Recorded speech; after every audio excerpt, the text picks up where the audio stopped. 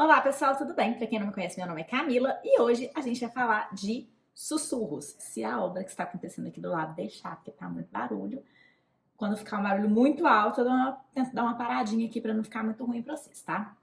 Bom, vocês estão me pedindo muito a resenha desse livro. E eu demorei muito a ler, né? Eu acho que foram aí uns 8 meses para ler esse livro. É um calhamaço, ó, tem 800 páginas mais ou menos. E além de ser um calhamaço, é uma leitura pesada, com várias histórias pesadas, né? Com muita referência histórica mesmo, que a gente tem que dar uma aprofundada, enfim. Então, não é uma leitura tão fácil. Eu li ele no Clube da Isa, que foi um ótimo apoio, até porque a Isa foi ajudando a gente a fazer as correções. E eu fiquei muito orgulhosa, porque como eu já tinha um certo conhecimentozinho de Rússia, né? Eu já estava aí no Clube da Rússia há um tempo, eu tinha lido Arquipélago Gula, já tinha visto alguns documentários, porque a Isa também indica algumas mídias e tal. Eu mesma consegui fazer algumas correções, e aí na aula, algumas correções que ela fazia, eu já tinha feito, eu fiquei, Então, foi bem legal de ler. E, bom, esse livro ele estava esgotado por muito tempo, né? Mas agora ele está disponível. Vocês podem ver que ele está muito marcado, muito escrito, com vários comentários. Eu geralmente costumo passar pelas marcações. Obviamente não vou conseguir passar por todas aqui com vocês, mas a gente vai vendo aqui o que vai rolar. Você sabe que eu não faço roteiro, né? O Orlando Figes, gente, ele é um historiador e ele faz um resgate aqui através de depoimentos, né, das pessoas. E a gente precisa ficar bem de olho, porque ele dá um embasamento, né, fatos, e só que ele vai guiando para algumas conclusões que não são muito corretas. Por exemplo, ele acredita que a fome na Ucrânia não foi um genocídio, ele acredita que foi sem querer. E não foi. Foi por querer, foi um genocídio. Mas a gente chega lá. Então, esse tipo de livro, né? Todos os livros que a gente for ler, eu acho que é legal se atentar nas bases históricas, mas nem sempre deixar ser guiado pelas conclusões que o autor quer tirar. Tipo, olha os fatos, chega nessa conclusão, sabe? O nome Sussurro, gente, eu não vou conseguir ficar segurando aqui assim, não, porque ele é muito pesado, tá? Ele é porque as pessoas, elas precisavam sussurrar ali entre a família, porque a vida privada acabou, né? O livro basicamente mostra a destruição da vida privada. Tanto as famílias, né, foram... Porque quando a gente tem um governo totalitário, eles minam, né, todo tipo de coisa que é mais individual. Eu já falei isso com vocês em outros lugares. Por exemplo, a minha mãe é uma das pessoas mais importantes do mundo para mim. Ela não é uma das pessoas mais importantes do mundo para você. Então é uma coisa individual. Todo mundo vira filho ali da mãe pátria, da Rússia, filhos da Rússia e tal. Então não tem mais essa coisa de amor em família. Os próprios filhos são ensinados a denunciar os pais. Isso faz com que eles consigam crescer ali dentro do regime, consigam, enfim, empregos melhores e tudo mais. Eles também fazem renúncias públicas aos pais. Então, por exemplo, tem um menino que renunciou ao pai porque antes ali de ter a revolução e tal, ele era, não sei se era padre, pastor, enfim, ele era ali religioso. E como eles também tiram a fé, né, ele mentiu para as pessoas falando que Deus existia, o que é uma mentira, então ele estava renunciando publicamente ao pai dele, né? Tipo, não sou mais filho dele porque ele mentia falando de Deus para as pessoas. Então, esse tipo de coisa era bem comum. Então, os pais não podiam confiar nos filhos e eles também queriam que os filhos fossem revolucionários mesmo, sabe? Pro bem deles. Porque se você criasse seu filho e você ensinasse ele que aquilo ali estava errado, ele ia ter muitos problemas, ele poderia ser mais facilmente preso, então era mais, ou até executado, né? Então era mais fácil você criar seu filho como um comunista exemplar e não falar com ele da vida antes daquilo ali, se você é contra e tal, porque vai ser mais fácil para ele mesmo, sabe? Ele vai ser mais feliz e vai ser mais fácil dele sobreviver ali naquele regime. Os pais, eles sussurravam entre si e também porque a moradia privada, né, a casa, ele também foi destruída e as pessoas moravam em corredores.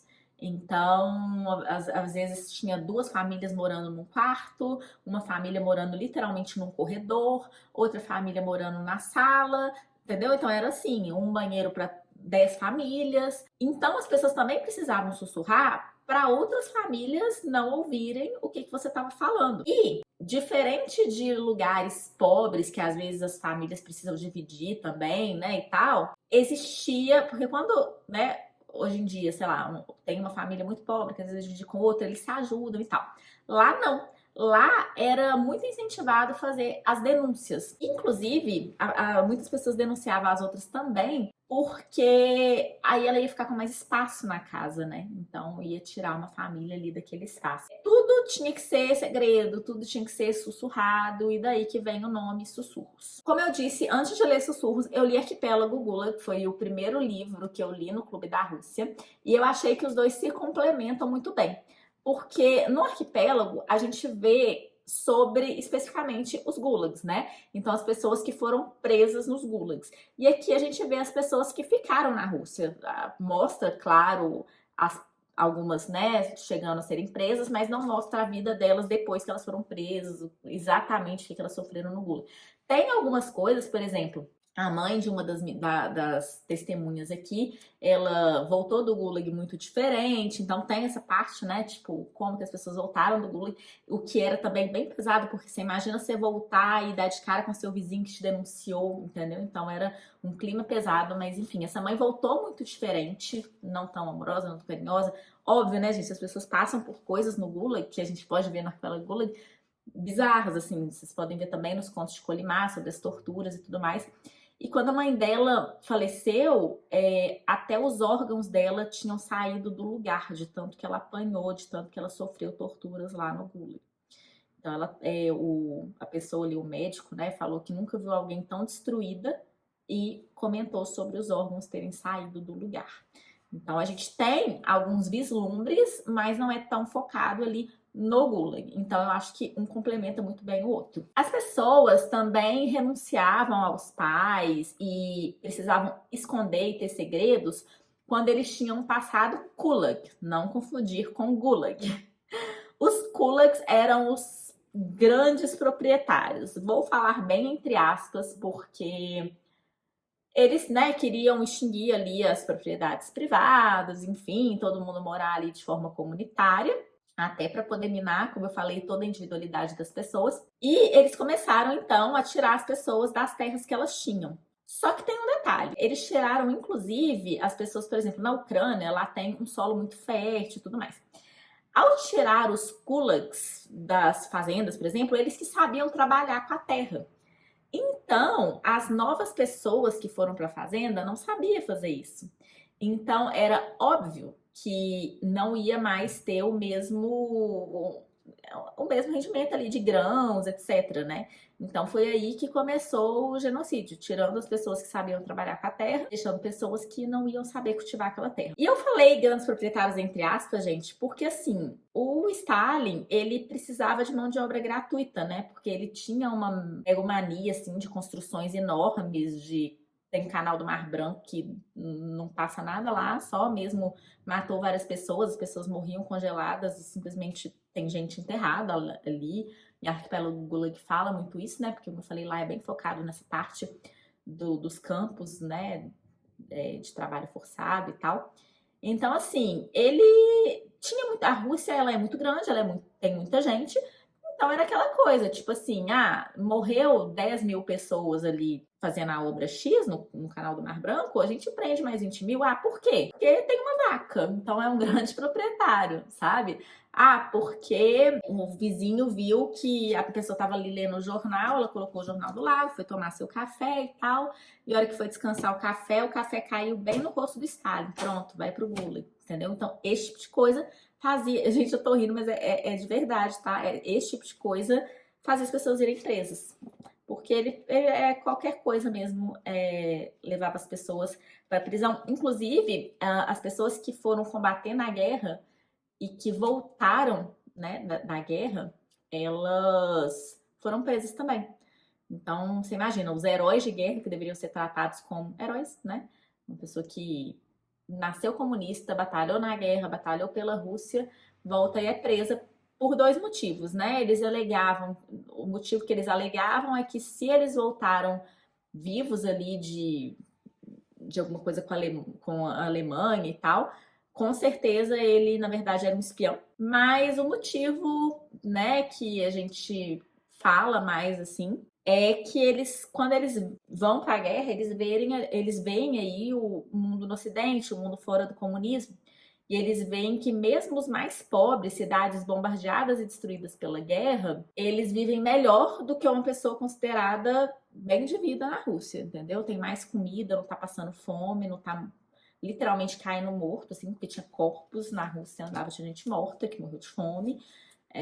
Então, ele ver essa outra vida e trazer essa informação para a Rússia poderia ser ruim para o comunismo, né? Então, esse era um dos motivos que as pessoas acabavam indo presas se elas saíssem da Rússia, por exemplo, para combater na guerra. Agora, vamos passar por alguns trechos do livro, gente? Vamos lá. Eu era um pioneiro ativo. Pioneiro era tipo um grupo, assim, juvenil, enfim, tá?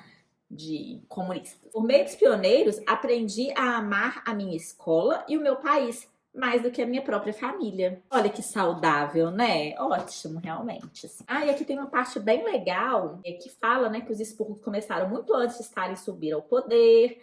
Então, gente, vocês acham que começou com Stalin? Não, tá? Lenin era tão legal quanto. Ele só morreu antes de começar ali mesmo. O Stalin era um grande administrador, ele organizou, né, os gulags, mas os campos, e enfim, já existia desde Lenin, tá? Lenin é uma pessoa péssima também.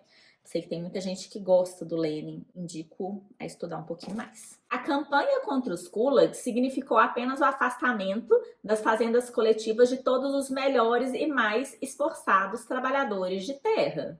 Ou seja, como eu falei, tirou quem sabia trabalhar com a terra, né? Então, obviamente, que ia dar merda. Ele privou as fazendas coletivas da ética de trabalho e do conhecimento dos camponeses mais trabalhadores do país. Acabou levando ao declínio terminal do setor agrícola soviético. Nossa, óbvio, né? Então, de forma arbitrária, o Stalin foi atrás dessas pessoas porque eram pessoas ali nesse meio rural com tendências a ser mais revolucionárias, então foi, na verdade, só uma desculpa para executar elas mesmo ou prender, né? Os kulaks eram camponeses individualistas, os líderes e mais fortes defensores do antigo modo de vida rural. Eles precisavam desaparecer. E foda-se, que fique todo mundo com fome, importante é se livrar do capitalismo opressor, e é isso aí, né, gente? Aí, você vai mais pra frente e você tem um exemplo do que eu falei com vocês, que vocês têm que pegar o que ele acabou de falar, né, tudo que ele falou, e não deixar ser guiado pelas conclusões dele, porque olha só, que ele fala que as áreas mais afetadas pela fome, tá? Ficavam na Ucrânia e no Cazaquistão, onde a resistência camponesa à coletivização foi particularmente forte, né? Por isso que ele queria exterminar as pessoas. Aí ele fala aqui que algumas pessoas falam que a fome foi, abre aspas, infligida deliberadamente. Eu circulei e falei sem aspas, foi sim. Foi um massacre de homens, mulheres e crianças, exatamente, foi o que aconteceu. Mas sua política não chegava a uma campanha de terror-fome, muito menos de genocídio. Foi sim. O regime foi pego de surpresa, não foi. Pela dimensão da fome, que não tinha reservas para oferecer às vítimas. Tinham sim. Como eu disse, o próprio autor afirmou anteriormente que eles queriam que essas pessoas fossem exterminadas. Aí do nada, não foi deliberado. Gente, foi sim, tá? Foi um genocídio, que é quando a coisa acontece intencionalmente, que foi o que aconteceu. Inclusive, a fome era um tipo de controle. Inclusive, quando eu falo que eles tinham reserva, eles continuavam exportando grãos. Então, assim, as pessoas estão morrendo de fome, eles estavam exportando grãos.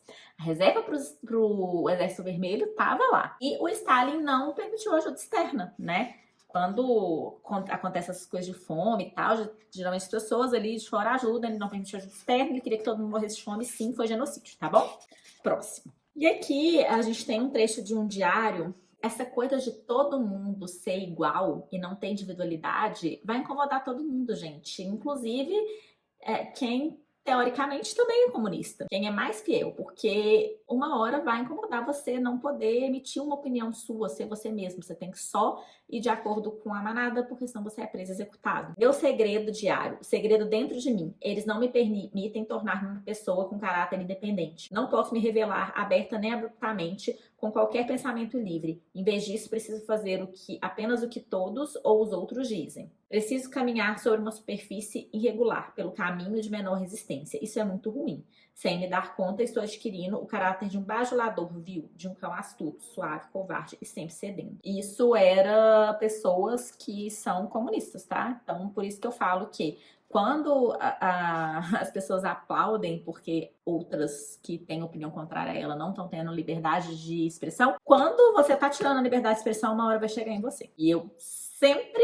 que vou falar deste livro, com regimes totalitários e tal, eu sempre bato nessa tecla, gente. Eu sempre falo a mesma coisa, que é uma coisa que a gente vê acontecendo. Então, a gente vê as consequências, né, desse grande medo influenciando a personalidade das pessoas, e que até hoje as pessoas elas têm medo de se expressar. Aqui na página 330, tá assim, ó. Em retrospecto, refletindo sobre sua vida, Streletsky, gente, esses nomes, acredita que para nós, os reprimidos, era mais fácil sobreviver às punições se continuássemos a acreditar em Stalin e pensar que Stalin estava sendo enganado pelos inimigos do povo, do que se perdêssemos a esperança nele. E é por isso que quando o Stalin morreu, muita gente começou a chorar e ficar chateada e tal, porque assim, eles não sabiam o que ia vir. Era mais fácil pensar assim, o Stalin não sabe e tal, porque pelo menos é uma coisa que eles conhecem. E também eu acredito que é mais fácil de lidar com aquilo, é mais fácil de, sei lá, uma vez livre, você continuar falando bem do Stalin, precisa falar mal sobre a empresa, enfim. Então eles acabavam não responsabilizando o Stalin por nada. Aqui na página 381 tem um pouco daquilo que eu comentei, que as pessoas, elas preferiam até deixar que os filhos, nesse caso aqui os netos, fossem soviéticos mesmo. Ela já estava com 30 anos quando aconteceu a Revolução. Os valores de Helena tinham sido construídos em outro século, em um meio social diferente. Mas ela compreendia que as netas precisavam sobreviver no mundo soviético e não tentou impor suas opiniões antissoviéticas. Na página 507, nós temos um pouco do que eu falei ali do pessoal que via um pouco sobre o Ocidente, né?